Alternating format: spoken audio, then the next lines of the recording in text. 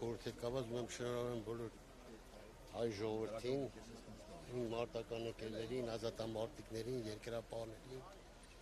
Հայաստանի եւ Արցախի ազգաբնակչությանը այսօրվա համար։ Այսօր մեր անկախության օրն է 20 տարի առաջ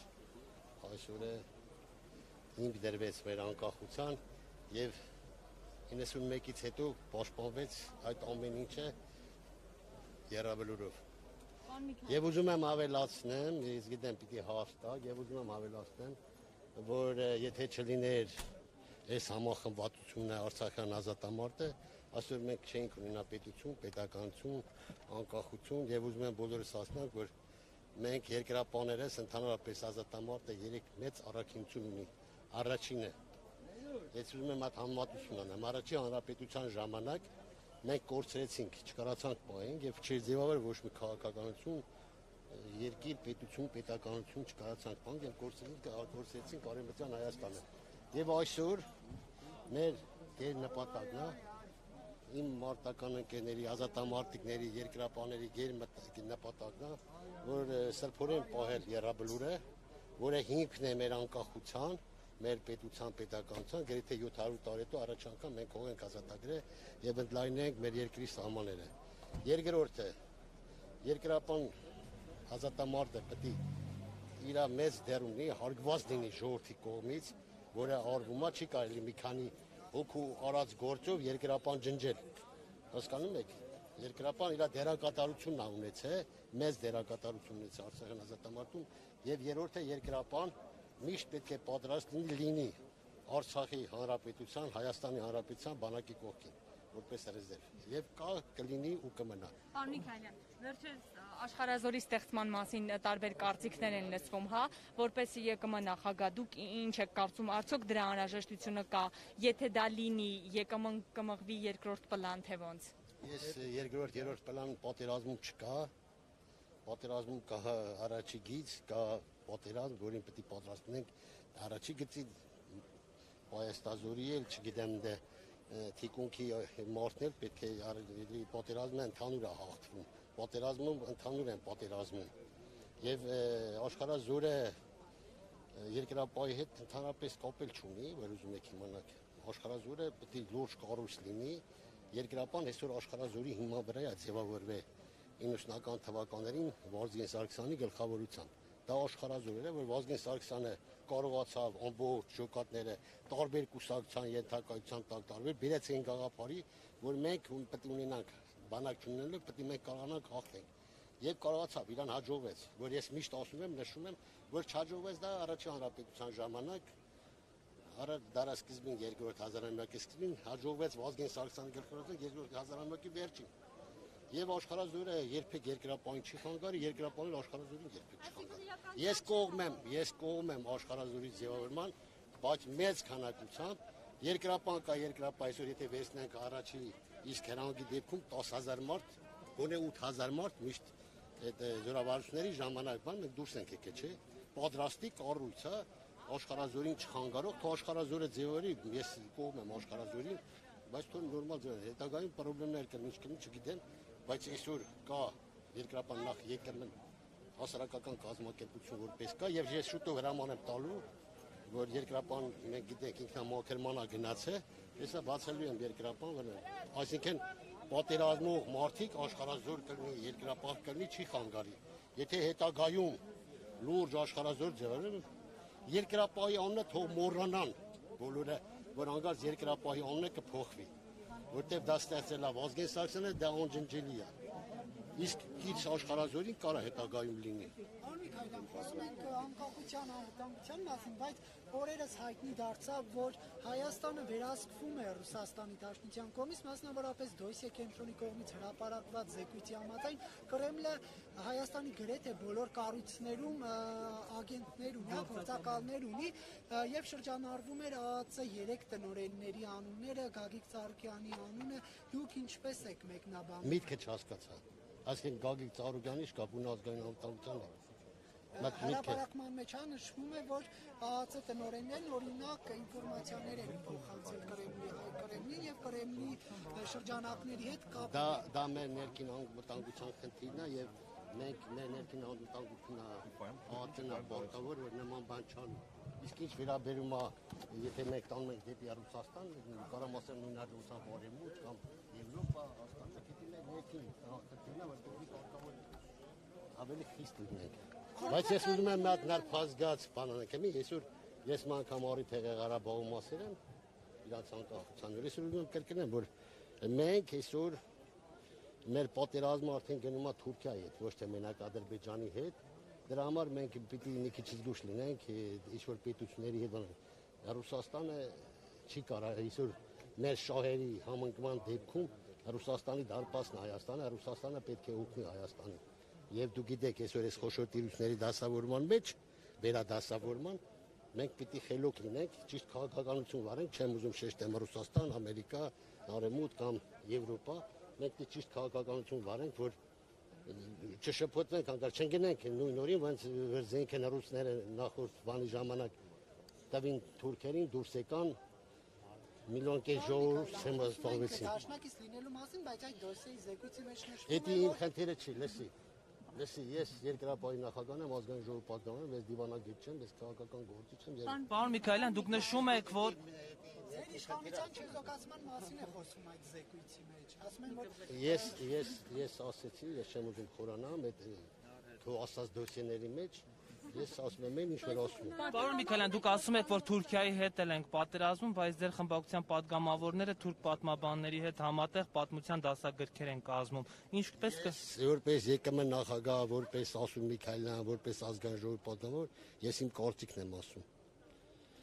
Պատկերացնում եք, իմ խմբակցության անդամների իշխանին չեն, ես տեսնում եմ, մտավախություն ունեմ,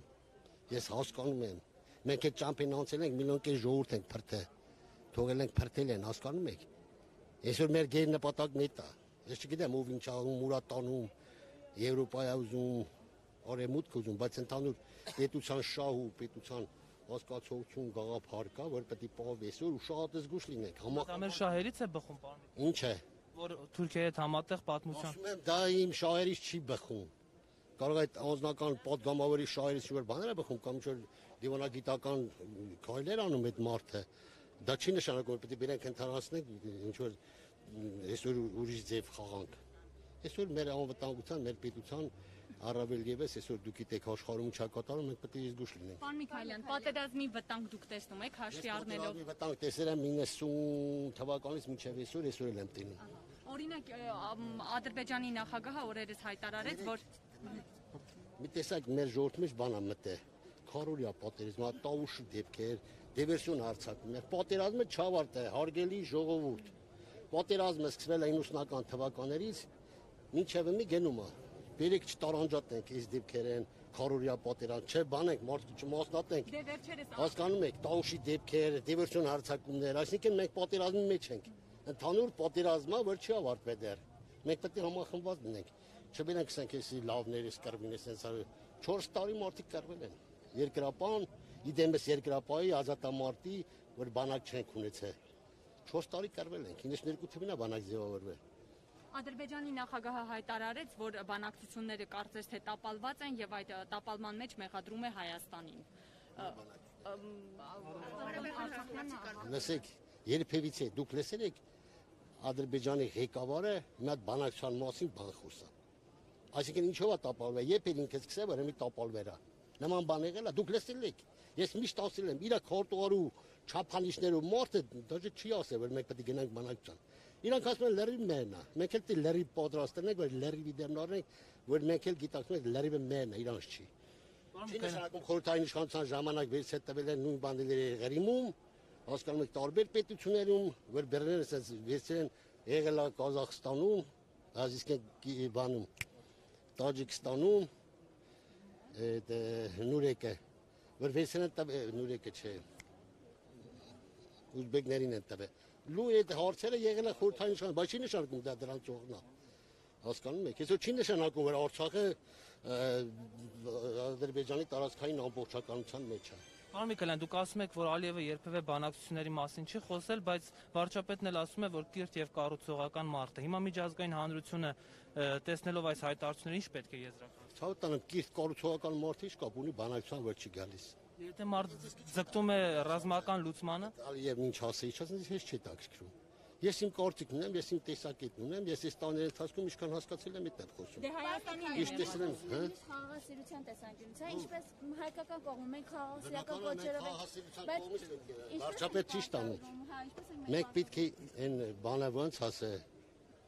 Տիգրան մեզն ասե պետք է շտապենք, բայց դանդաղ։ Մենք պետք է խաղաղություն գոռանք, բայց պատրաստ լինենք խաղաղության։ Եթե դու պատրաստ ես խաղաղության, խաղաղություն երբեք չի լինի։ Եթե հակառակորդը բացառապես քեզ հետ խոսում է ուժի լեզվով, մենք ինչպես կարող ենք Ուժի լեզվով, ուժի դեմ, ուժ պետք է լինի։ Պարոն Միքայելյան, նշեցիք, որ այժմ պատերազմական իրավիճակում ենք, սակայն միևնույն ժամանակ ազգային ժողովում շրջանառության մեջ է դրվել նախագիծ,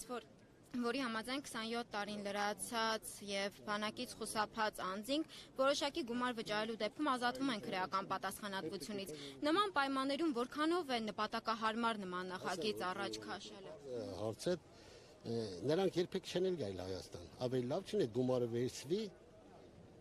բանակի համար տրվի բանակին օգնություն կամ ինչ-որ բան արվի։ Ես ճիշտ եմ համարում դա, որովհետեւ նրանք էլ չեն գա Հայաստան։ բայց ասում են, որ դասալակությունը դարձվում է բիզնես այդպես։ Դասալեկություն չի կարա բիզնեսնի, պետություններ կան, որ մարդիկ այդում են գումար մուծում են, չեն այդում ծառայեն։ Հասկանում եք, դա դասալեկություն չի։ Դա դասալիկներին հասկացնել է, որ էսի քո երկիրն է, գոնեստանով օգնի, բայց տանց հետո եկուց Աստված որ չարացի, կապում ինքն ծառայ, թե չծառայ, որ պատերազմի դու գիտեք արտասահմանից Ռուսաստանից տարբեր տարիքի մարդիկ Արցախյան ազատամարտում եկան մասնակցին։ Հասկանում եք, դա չի նշանակում որ մենք ասում ենք դուք դասալեկություն եք։ Պետք է այդ հիմնականում ձեր հարցի պատասխանը որ վերջնական լուծում տրվի, պետք է ժամկետ տրվի, այս ժամկետից այս ժամկետ ովքեր Հայաստանում չեն եղել տարիքային առումով լրացելը, պետք է գումարը վճարեն, այդտեղից հետո պետք է նման բան չարվի, թույլ չտրվի։ Ու այսօր է շատ մարդիկ ու գիտեք, ձգտում են որ կան ծառայեն։ Էսի եթե վերցնենք մի 10 տարի առաջ, 15 տարի առաջ ինչ վախ կար, որ չին գալիս, բայց այսօր գրեթե